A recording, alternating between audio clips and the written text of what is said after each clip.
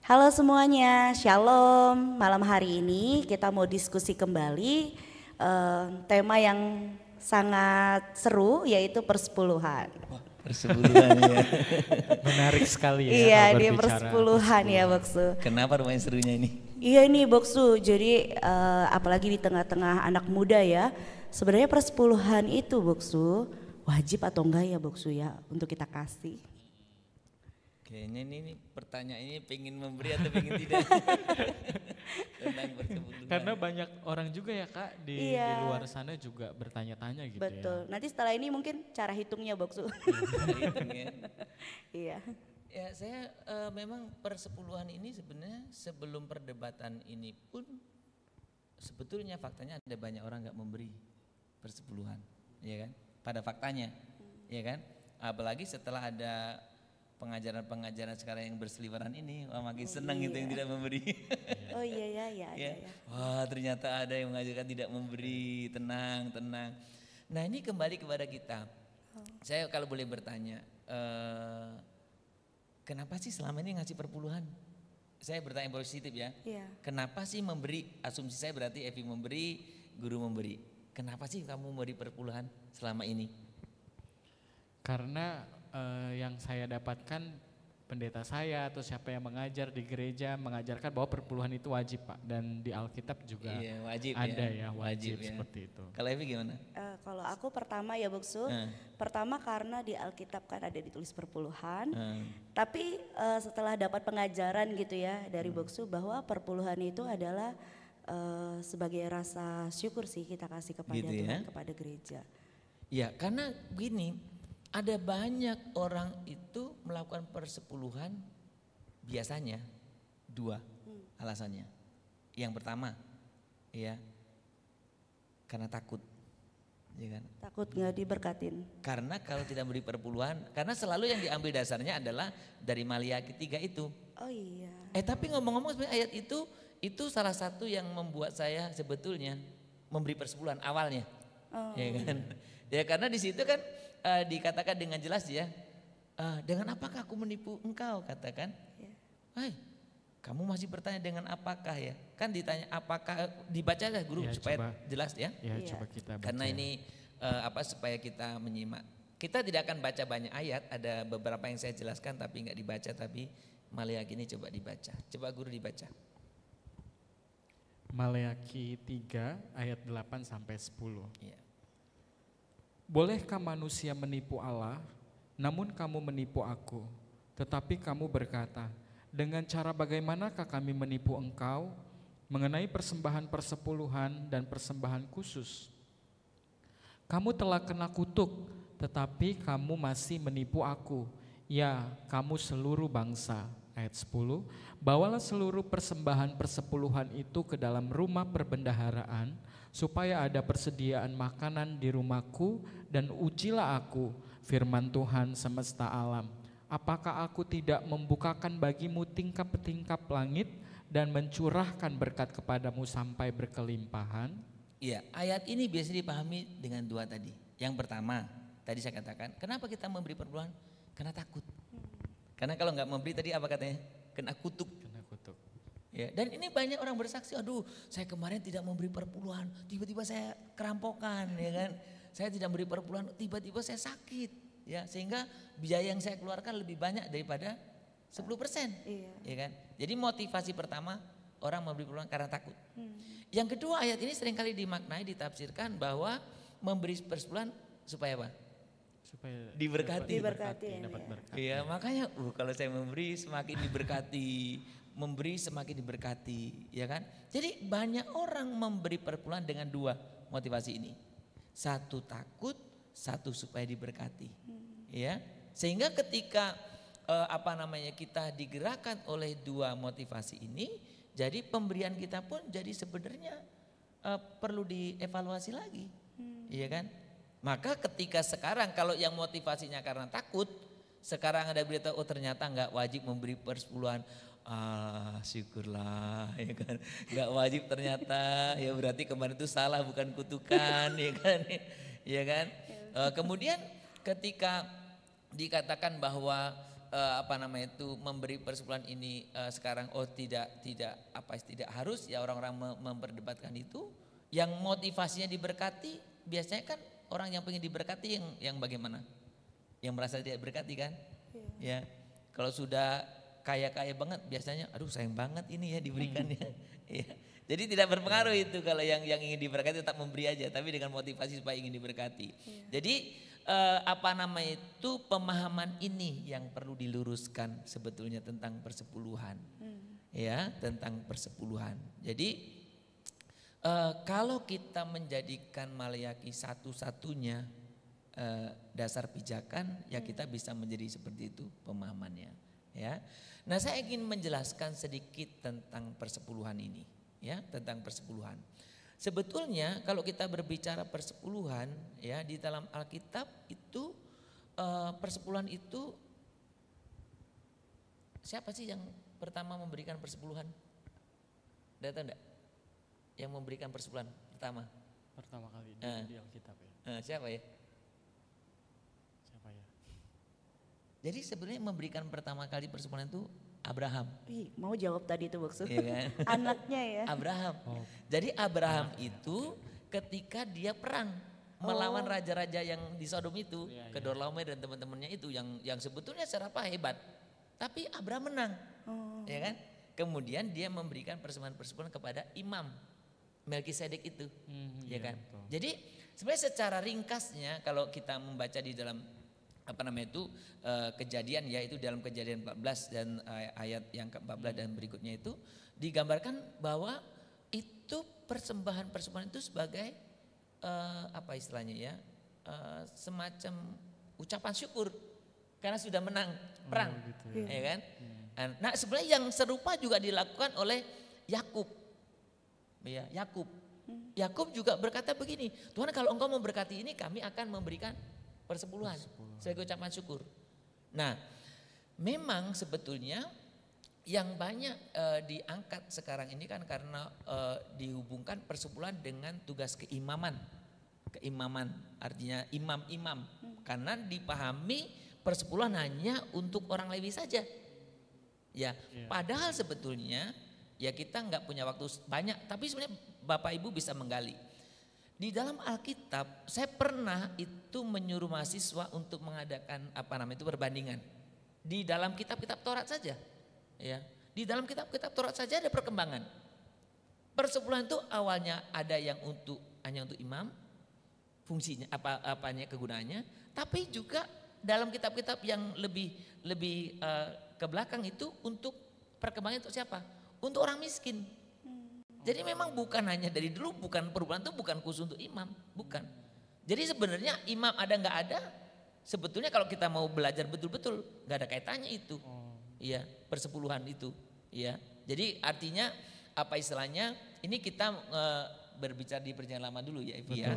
Jadi gambarnya seperti itu. Jadi saya lebih melihat bukan hanya saja kaitannya dengan imam itu, ya, tetapi ketika tadi saya contohkan Abraham, kemudian Yakub memberikan persepuluhan itu ketika Tuhan kalau engkau gini ini, nah saya akan memberikan persepuluhan sebagai satu ucapan syukur, ya.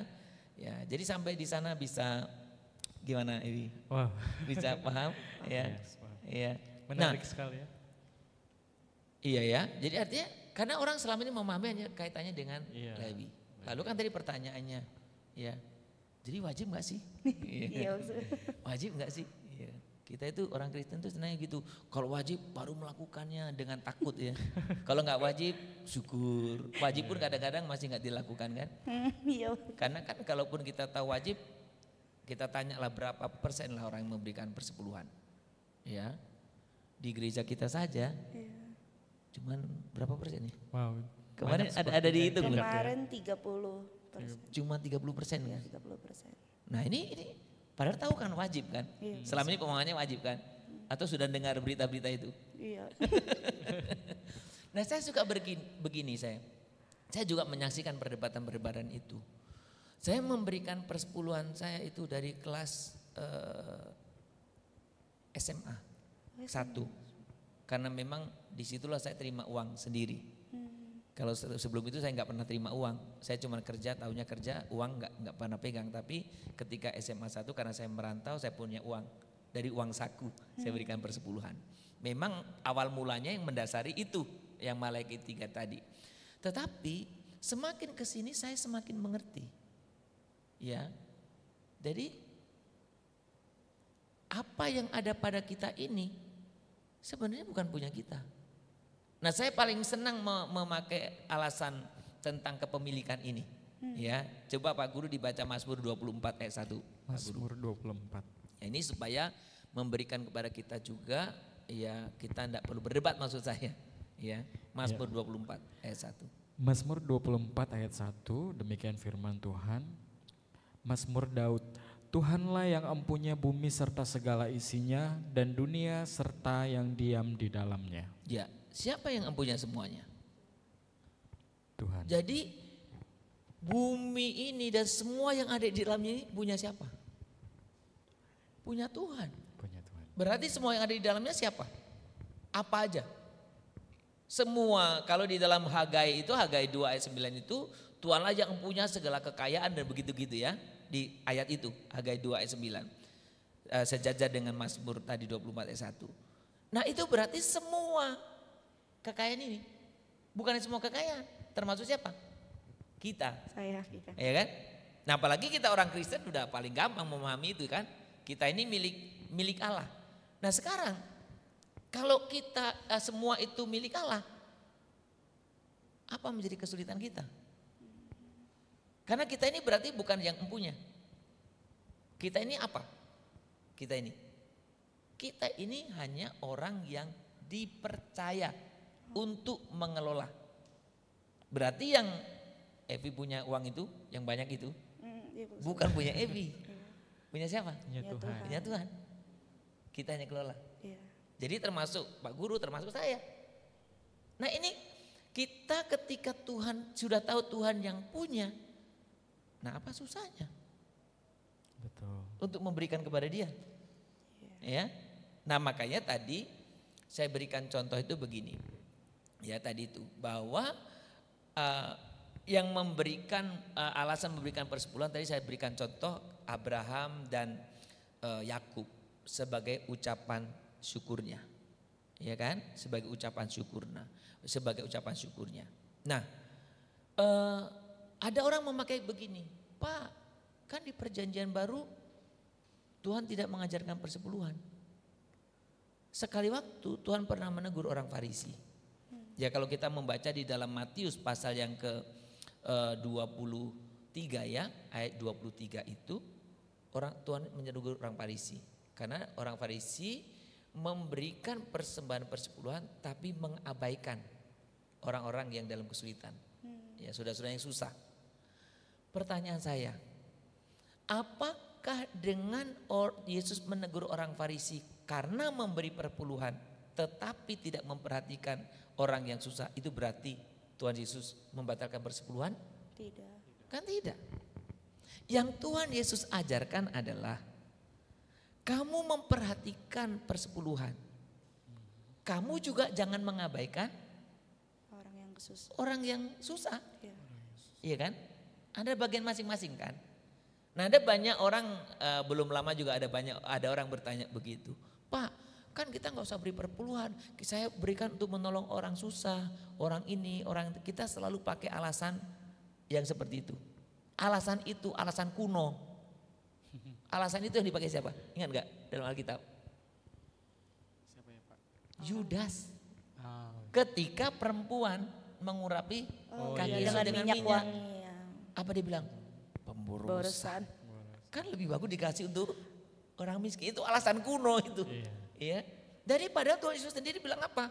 Ketika orang-orang banyak mencoba Yesus tentang pertanyaan untuk bisa nggak membayar pajak, Tuhan Yesus simpel ya. Dia tunjukkan gambar siapakah ini? Kaisar. Ya. Tuhan Yesus bilang apa? Berikan kepada Kaisar apa yang menjadi milik Kaisar. Tapi bukan berhenti di situ. Apalagi berikan kepada Tuhan apa yang menjadi milik Tuhan. Sekarang pertanyaan saya, milik Tuhan apa? Milik Tuhan itu apa? Semuanya milik Tuhan. Segala isi Semua dunia isi ini. dunia. Iya semua. Iya. Betul, betul. Berarti kita berikan milik Tuhan. Iya. Ya. Apakah kita masih, Pak, kan di PP nggak mengajarkan persepuluhan? Udah diajarkan di perjanjian lama. Di PP mengajarkan apa? Mengajarkan apa Pak Guru di PP? Ucapan. Hah? Nah itulah yang dikutip si Rasul Paulus coba di Roma 12 ya, ayat 1 sampai yang kedua. Coba dibaca. Roma 12 ayat 1 sampai 2. Karena itu saudara-saudara, demi kemurahan Allah aku menasehatkan kamu supaya kamu mempersembahkan tubuhmu sebagai persembahan yang hidup, yang kudus dan yang berkenan kepada Allah, itu adalah ibadahmu yang sejati. Janganlah kamu menjadi serupa dengan dunia ini, tetapi berubahlah oleh pembaharuan budimu, sehingga kamu dapat membedakan manakah kehendak Allah, apa yang baik, yang berkenan kepada Allah, dan yang sempurna. Ya sebelum saya menjelaskan ini, di gereja kita saya sengaja memilih gambar perempuan janda miskin yang ngasih persembahan di sampul kantong persembahan. Itu bukan iseng. Ada tujuan. Ya. Tahu kan ceritanya? Janda miskin itu yang memberi persembahan. Iya, maksud. Yang Dia memberi persembahan banyak atau sedikit? Semua Secara yang dia jumlah punya, sedikit ya. tapi Secara jumlah dia sedikit sedikit ya. dibanding yang lain. Tetapi secara kualitas dia banyak. Kenapa? Karena orang lain memberi dari kelebihannya. Tapi janda ini memberi apa tadi? Dari semua yang Semuanya. Perhatikan poinnya. Yang Tuhan ingin kita itu standarnya tinggi. Semuanya. Ayo. PB ngajarkan memberi perpuluhan enggak? Oke, Bapak Ibu bilang tidak. Tapi mengajarkan apa? mempersembahkan hidup. Semuanya. Bukan Semuanya. 1/10 lagi ya. Persepuluhan. Ya. Iya. Ya, jadi Bapak gereja kita John Wesley pernah bilang begini, karena orang tanya mungkin tentang persepuluhan mungkin seperti sekarang lah ya. Jadi bilang, oh kita nggak beri persepuluhan, ya kan? Mungkin kita, oh berarti saya metodis dong, nggak beri persepuluhan. Tapi John Wesley tidak berhenti di situ.